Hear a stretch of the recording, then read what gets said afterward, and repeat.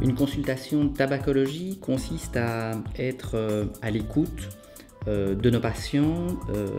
d'être là pour les aider, pour les encourager dans cette démarche, puisqu'ils vont devoir adopter un changement de comportement, ce qui peut être difficile,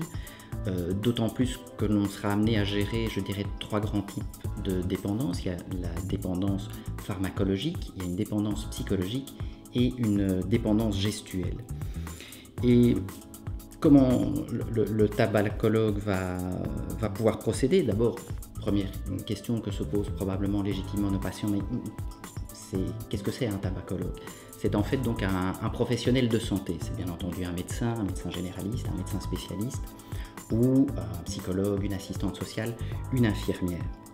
Et donc ces personnes seront là, le mot le dit par lui-même, donc un centre d'aide, donc pour les aider, pour les écouter, et ces personnes ne sont certainement pas là donc pour les juger. C'est évidemment, je dirais, quelque chose de très difficile. Il y aura d'abord,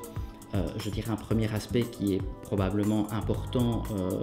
pour nos patientes et nos patients, c'est de savoir est-ce que tout ça a un coût, bien entendu, mais heureusement il y a une intervention donc financière depuis quelques mois, et il est important de savoir que déjà la première consultation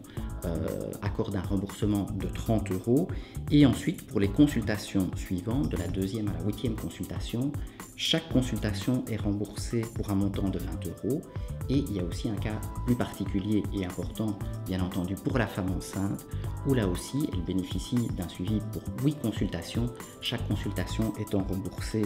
à concurrence de 30 €. Je pense que ce qui est important pour les personnes qui font cette démarche, c'est que donc, comme je l'ai dit tout à l'heure, on sera là avant tout pour les écouter, connaître, je dirais, leur relation, leur lien par rapport à la cigarette,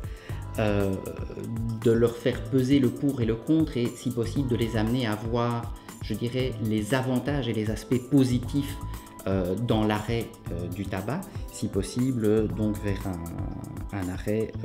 définitif.